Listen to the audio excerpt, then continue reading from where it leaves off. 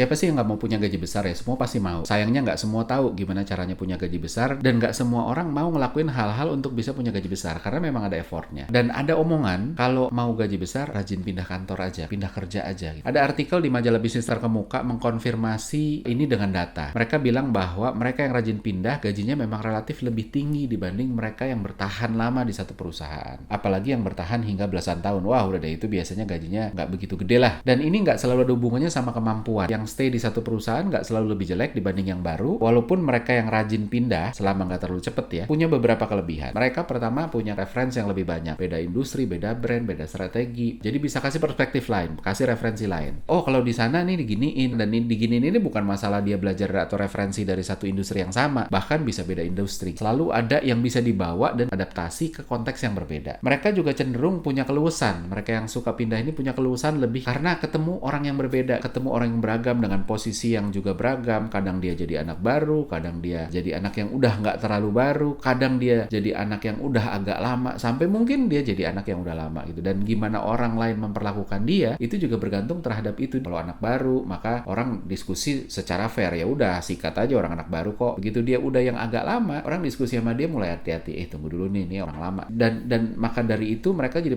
punya perspektif yang lebih lengkap. Oh, waktu gue jadi anak baru, orang diskusi sama gue begini. Waktu gue udah lama, orang diskusi sama gue begini, dan lain sebagainya. Dan mereka yang udah belasan tahun, orang mau diskusi sama dia juga mikir gitu kan, setidaknya nggak dengan cara yang sama gitu. Wah, dia udah ngelotok nih gitu. Jadi aduh, ntar dulu deh, nggak sembarangan. Jadi emang nggak bisa dipungkiri, pindah adalah cara yang lumayan terbukti untuk bisa kita bantu kenaikan gaji yang lumayan cepat sampai pada level tertentu gitu ya. Maksudnya jangan terlalu sebentar juga di satu perusahaan. Dan ukurannya memang sebenarnya bukan cuma soal waktu gitu, tapi apa kontribusi yang udah dia kasih ke perusahaan sebelumnya. Kalau belum ada kontribusinya udah pindah, ya susah juga dia jualan ke perusahaan lain untuk pindah. Terus yang kedua adalah apakah dia udah belajar di sana dengan cukup. Kalau belum sempat belajar udah pindah, ya nggak punya nilai jual juga. Nah, tapi kenapa pindah jadi jalan yang manjur untuk naik gaji, dan kenapa orang baru seringkali dihargai lebih dibanding orang yang udah lama di sana? Nah, sebelum kita bahas, gue disclaimer dulu. Ini anyway cuma opini gue, tidak mengeneralisir, selalu ada yang outliers, beda dari yang umum. Mungkin yang nonton di sini lu juga orang yang berbeda, it's okay, nggak apa-apa. Walaupun banyak kasus yang sejenis yang gue temuin. Dan ini opini yang berdasarkan pengalaman gue. Gue pernah ada di dua sisi. Pernah dan masih juga doyan pindah dari satu perusahaan ke perusahaan lain. Dan bener, emang gajinya naiknya lebih cepat ketika pindah. Tapi gue juga pernah stay di satu perusahaan sampai 4 tahun dan dapat kenaikan gaji 120%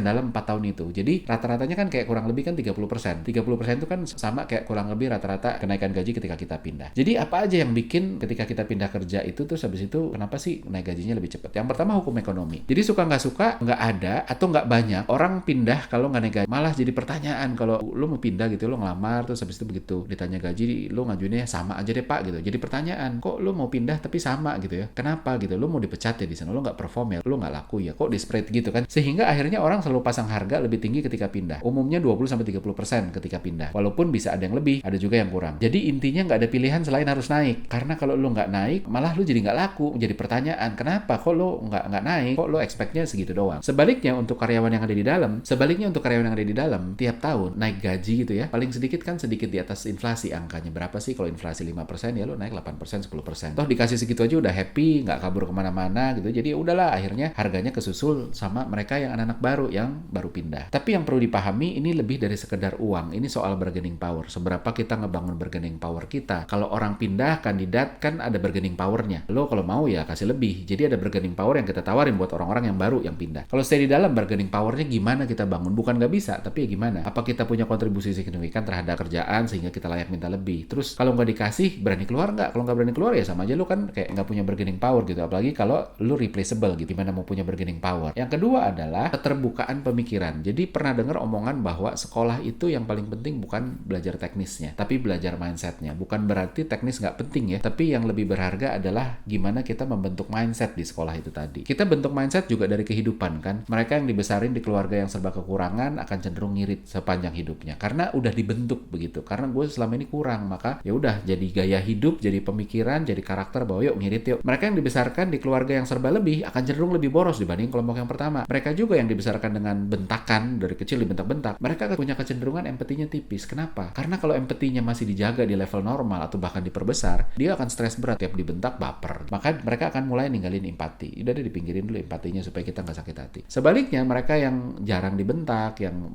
dengan penuh kasih sayang, empatinya biasanya tebal karena dibesarain dengan mempertimbangkan perasaan. Makanya empati kan soal perasaan juga. Nah, intinya mindset kita terbentuk dari gimana hidup ngebentuk kita, termasuk dari tempat kerja kita. Nah, mereka yang udah nyobain banyak perusahaan, pindah-pindah, kan juga sama. Dia dibentuk oleh lingkungan yang sebegitu beragam dan dipaksa untuk beradaptasi dengan berbagai macam orang, berbagai macam leadership style, berbagai macam company culture, dinamika tim, office politik bahkan, termasuk berbagai macam ide. Dan itu bikin mereka juga punya pemikiran lebih terbuka ketimbang lu yang stay di satu perusahaan. Karena referensinya lebih banyak dan otaknya dibukain oleh referensi situasi yang beda. Ternyata di sini bisa gini juga dan it works ya. Sehingga ketika sering kali lu dibukain otaknya bahwa ada hal yang di luar pemikiran gue dan ternyata it work, lu akan mulai, kalau gitu gue harus mungkin lebih terbuka ya. Pikiran terbuka ini yang akhirnya bikin mereka yang sering pindah ini enak diajak diskusi, relatif punya ide yang beragam, punya referensi yang banyak juga, dan terbuka sama ide-ide baru. Makanya akhirnya dihargai lebih mahal. Jadi ada faktor itu yang kita nggak bisa lepasin. Yang ketiga adalah manusia tuh selalu punya novelty bias. Adalah kecenderungan untuk menghargai sesuatu yang lebih baru ketimbang sesuatu yang lama. Termasuk soal barang-barang. Lihat deh HP. Begitu kita punya HP baru, dibeliin casing yang bagus, ditaruh secara hati-hati. Mobil juga sama. Begitu punya mobil baru, dicuci tiap hari, dibeliin aksesoris macam-macam, beliin sampo yang mahal, ditutup cover supaya nggak baret gitu ketika parkir. Begitu udah lama, HP dilempar-lempar, jatuh ya udah gitu. Mobil, mulai malas cuci mobil, boro-boro